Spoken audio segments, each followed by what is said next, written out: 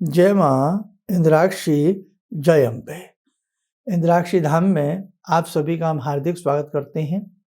जिन जातकों का आज के दिन जन्म दिवस है, मैरिज एनिवर्सरी है, उन सभी को हमारी तरफ से बहुत बहुत शुभकामनाएं। आप देखिएगा, आज 7 नवंबर है और कल 8 नवंबर है। कल ग्रहण भी है, चंद्र ग्रहण भी है। चंद्रमा का भी हिसाब होता है, सूर्य सनराइजिंग का भी हिसाब होता है, बहुत सारी चीज़ें हैं। करीब करीब सुबह से ही सूतक लग जाएगा कल का चंद्रमा का। आज के इस अंक में बहुत सारी बातें हम बताएंगे। तो आज एक चीज हम आपके दिमाग से निकाल दें, जैसे कि कल हमने आपसे कहा था कि हमारा बेटा या बेटी मांगलिक है, तो जैसे कुछ लोग कह देते हैं कि मंगल दोष है, इसकी शांति करा लीजिए। तो क्या ये उचित है या अनुचित है? क्या वास्तव में मांगलिक योग में जन्मा जातक विवाह के लिए भारी होता है? जरूर कार्यक्रम को सुनिएगा। और कल चंद्र ग्रहण है, उसके बारे में भी थोड़ी बहुत चर्चा हम इसमें जरूर करेंगे। आइए पहले आज का पंचांग देखें। 7 नवंबर सन 2022, दिन सोमवार, कार्तिक मास, शुक्ल पक्ष, संवत 2079। तिथि चतुर्दशी, नक्षत्र अश्वनी है, गणमूल नक्षत्र है। जन्मे जातक गणमूल नक्षत्र की श्रेणी में होंगे।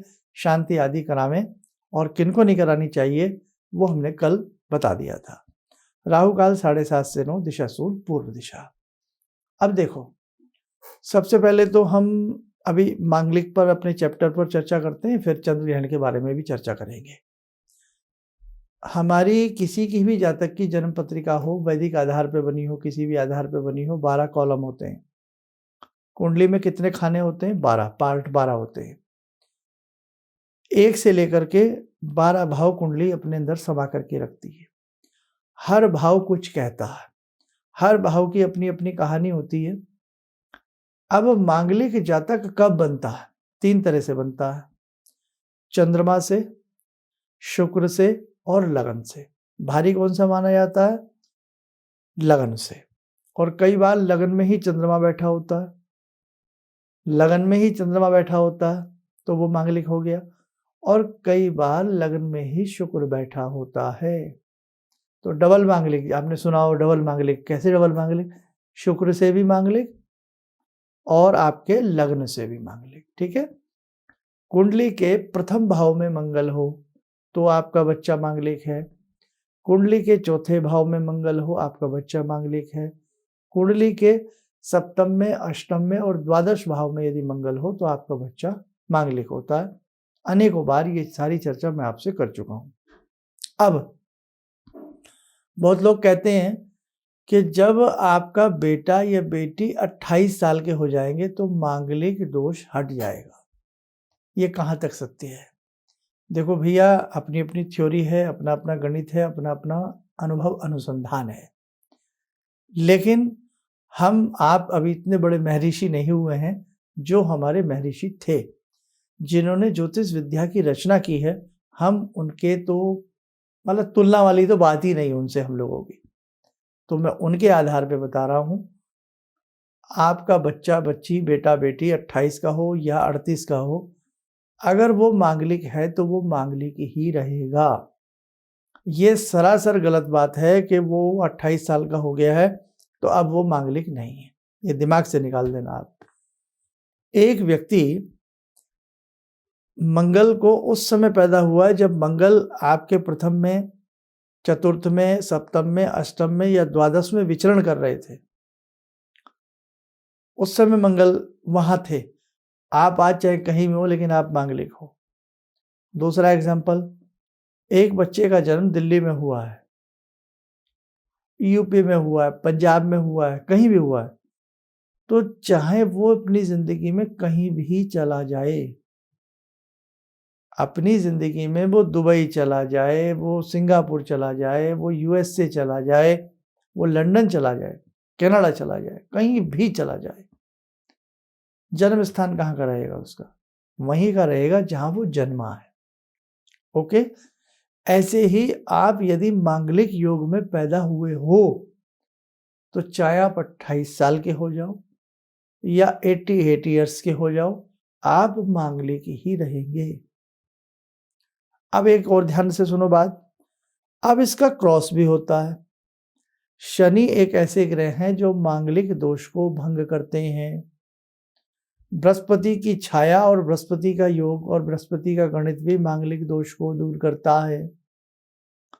शनि की जब दृष्टि मंगल पे पड़ती है तो मांगलिक दोष खत्म हो जाता है। लेकिन शनि की दृष्टि मंगल पर आना हम शुभ नहीं मानते। बड़ा पेच है ज्योतिष में, बड़ा गणित है। अब ये बातें हो गई, बीच में छोड़ रहा हूं, कुछ आगे बढ़ रहा हूं। क्या मंगल दोष की शांति करके मांगलिक दोष को रिमूव किया जा सकता है, दूर किया जा सकता है? बिल्कुल भी नहीं, बिल्कुल भी नहीं। ये भी ध्यान रखना। आपका बच्चा बच्ची मांगलिक है, वो मांगलिक ही रहेगा। बस सिंपल सा उपाय, आप पहले ये तहकीकात कर लें कि वास्तव में आपकी बेटी या बेटा मांगलिक है। यू आर मांगलिक, आप मांगलिक हैं भी या नहीं, या ऐसे ही आप हवा में तीर छोड़ रहे हैं। कई बार आप आजकल लोग कंप्यूटर का सहारा लेते हैं, सबके लैपटॉप में सॉफ्टवेयर है कुंडली का, ऐप डाउन है, सबके मोबाइल में, तो कहीं वो ऑथेंटिक है या नहीं है? कहीं गलती तो नहीं हो रही? कहीं आपकी डेट ऑफ बर्थ में तो गलती नहीं, कहीं आप टाइम जो डाल रहे हैं वो AM PM में एक्यूरेट डाल रहे हैं, नहीं डाल रहे हैं?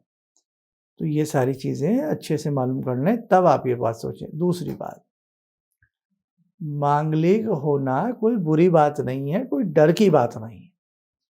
अगर आप कितने भी बड़े मांगलिक हैं, कितने भी डबल ट्रिपल घोर मांगलिक हैं, सिंपल सी बात है कि मांगलिक ही वर से या कन्या से आपका विवाह होना चाहिए। बस इतनी सी बात। बस उसमें क्या है कि आपको पता लग गया हमारा बच्चा पूर्ण मांगलिक है। और मांगलिक भी ये देखा जाता है, सप्तम भाव का मांगलिक भारी होता है, अष्टम का भारी होता है। किस भाव के मांगलिक हैं आप? और कई बार तो आपका बच्चा मांगलिक है लेकिन विवाह आप किसी से भी कर सकते हो, मांगलिक से, नॉन मांगलिक से, कोई डर नहीं, कोई भी डर नहीं है। लेकिन किस भाव का मांगलिक है वो थोड़ा सा विचार कर लें और फिर उसका विवाह मांगलिक से ही कर दें, कोई दिक्कत नहीं। रही, बहुत लोग डर जाएंगे, अरे मांगलिक लड़की हो गई हमारी तो मांगलिक बेटा हो गया, बड़ी मुश्किल हो जाएगी शादी में। नहीं साहब, संजोग की जब रात आती है तो आपको कोई रोक नहीं सकता, शहनाई बजी जाती है, वो शादी हो ही जाएगी जब संजोग आता है। और जब तक संजोग नहीं है, आप मांगलिक हो या नहीं हो, दिक्कतें ही दिक्कतें हैं। तो कहने का भाव मेरा यही है कि मांगलिक होना कोई डर की बात नहीं है। और 28 साल तक व्यक्ति मांगलिक नहीं रहता, वो उम्र भर मांगलिक रहता है। और मांगलिक दोष को किसी पूजा से मुक्त नहीं किया जा सकता। कुछ आज मैंने बड़ी सॉलिड चीज़ें 3-4 बताई हैं, इन्हें दिमाग में रखना। आजकल हर लाइन में करप्शन है। कोई आपको ये ना कह दे कि हम मांगलिक की पूजा कर देंगे फिर तो मांगलिक दोष खत्म हो गया, ऐसा नहीं होता। ठीक है, ये सारी चीज़ें आप ध्यान रखना। और हमारे इन चैनल्स पर, जो भी हमारे चैनल्स हैं, 2 चैनल हैं, इंद्राक्षी धाम और हमारे नाम से, हम जो भी आपसे बात करेंगे वो ऐसा करते हैं जैसे हम अपने घर के बेटे को या हम बेटी को समझा रहे होते हैं। हम आपसे लाग लपेट की कदापि इस चैनल पर कोई बात नहीं होगी। और इस चैनल पर वही लोग जुड़ते हैं जो थोड़ा सा बुद्धिजीवी वर्ग के लोग होते हैं, थोड़ा सा नहीं, मतलब बुद्धिजीवी वर्ग के लोग होते हैं। तो कहने का मतलब यही है, जो बातें आज मैं आपको समझा रहा हूँ, बता रहा हूँ, ये आपको अपना करके बता रहा हूँ कि बच्चों कोई आपको बिना मतलब धोखे में ना रख सके। आप पता लगे आपकी पूजा कर दी गई कि आपका तो मंगल दोष दूर। देखो, मंगल की पूजा होना एक अलग चीज़ है, मंगल की वैदिक पूजा होना, मंगल के ग्रह की पूजा होना एक अलग बात है। लेकिन आप मांगलिक हैं और पूजा करके मांगलिक दोष को हटा देना, ये ऐसा नहीं होता, ये गलत बात है। इस बारीकी को समझो। मंगल की पूजा होना, मंगल ग्रह का पूजा पाठ कराना एक डिफरेंट बात है। लेकिन मांगलिक है और मांगलिक दोष को कोई दूर कर रहा है, ये नहीं हो सकता। आपकी पैदाइश दिल्ली की है तो कोई भी पूजा पाठ ऐसा नहीं है जो आपकी पैदाइश को दूर कर दे। आप दिल्ली में जन्मे तो दिल्ली में ही रहेंगे, आपका जन्म स्थान दिल्ली ही कहलाएगा।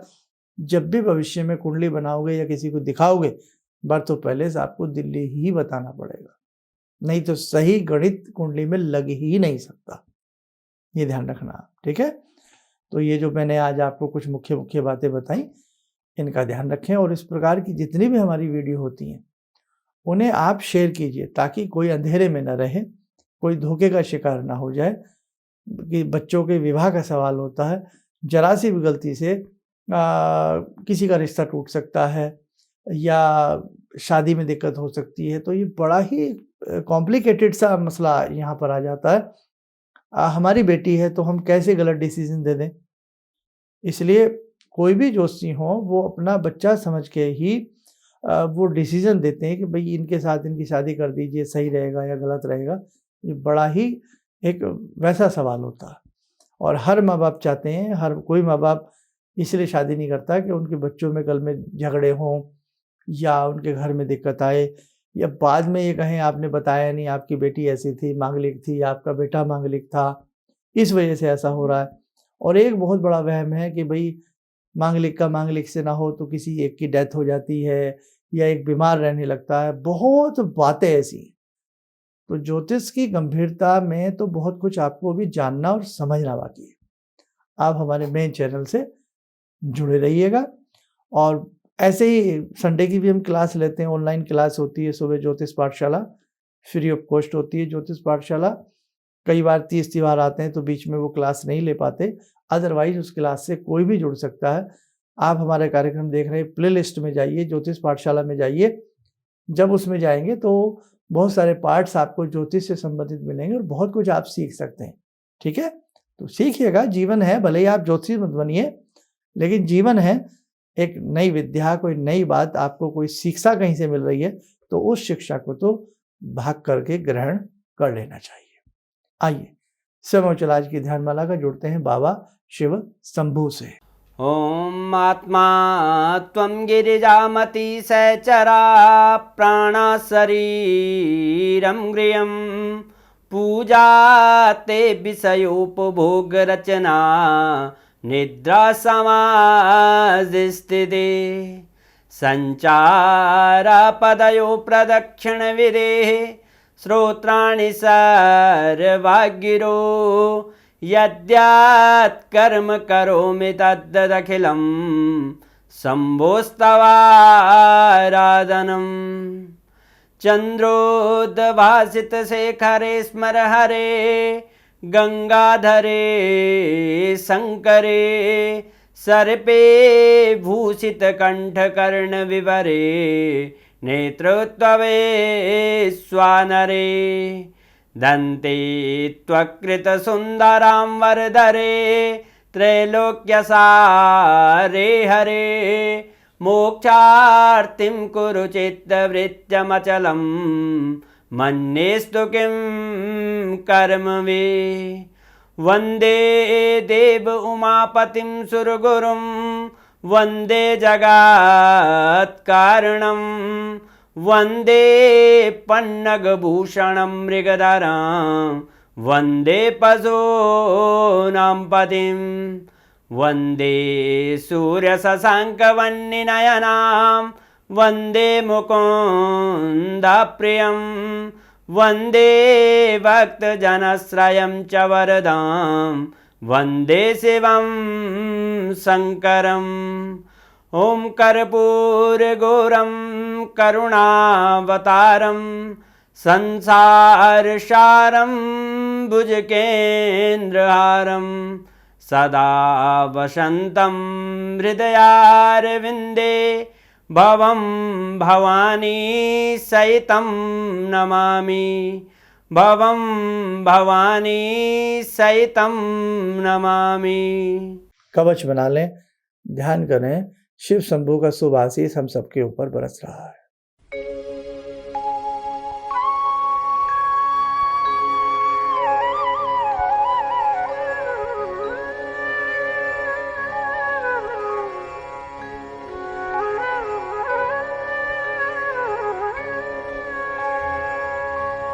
ओम बोलते हुए नेत्र खोलें, सामान्य हो जाए। देखो साधकों, हम प्रयास करते हैं कि वो सारी बातें आपके सामने ज्योतिष की या और चीज़ों की खोल करके रख दें, कल को जाकर के किसी आप वहम का शिकार न बने या कहीं पर भी जाकर के इन चीज़ों को लेकर के आपका मन दुखे ना या कहीं अंधविश्वास आपके मन में जन्म ना ले। ऐसी ही बहुत सारी बातें जो आपके जीवन में सुलझाव पैदा करेंगी, आपको पहली बार सही से पता लगेंगी। आप हमसे जुड़े रहिएगा और जितने भी ऐसे हमारे अंक हैं उन्हें शेयर अधिक से अधिक कीजिएगा। आप स्वस्थ रहें, सुखी रहें। इन्हीं शुभकामनाओं के साथ हम अपनी वाणी को विराम देते हैं। जय जय अम्बे। ये अनुभव मैं अपनी पत्नी के बारे में शेयर करना चाहता हूँ आप लोगों से। मतलब उनकी जॉब चली गई थी किसी रीज़न के कारण, मतलब कुछ प्रॉब्लम आ गई थी, तो इन्होंने कुछ मंत्र जप करने के तरीके बताए थे कि मंत्र जप करना है और इस तरह करना है। उससे बड़ा ही चमत्कार हुआ और एक काफ़ी अच्छी बहुराष्ट्रीय कंपनी में उनकी जॉब लग गई। तो ये मतलब एक मंत्र ही ऐसी साधना है जिसमें आप डायरेक्ट भगवान से जुड़ते हो और भगवान से आपकी कम्युनिकेशन होती है। किसी भी समस्या के समाधान के लिए मिले प्रसिद्ध हस्तरेखा एवं वास्तु विशेषज्ञ प्रोफेसर धर्मेंद्र शर्मा जी से। नोट: शिविर में भाग लेने हेतु एवं व्यक्तिगत रूप से मिलने के लिए कॉल करने का समय सुबह 10 बजे से शाम 6 बजे तक। हमारे विभिन्न ज्ञानवर्धक कार्यक्रम देखने के लिए आप हमें अभी सब्सक्राइब करें, बेल आइकन को प्रेस करें ताकि आप देख सकें हमारा कार्यक्रम सबसे पहले। और अधिक जानकारी के लिए फेसबुक पेज को लाइक करना न भूलें।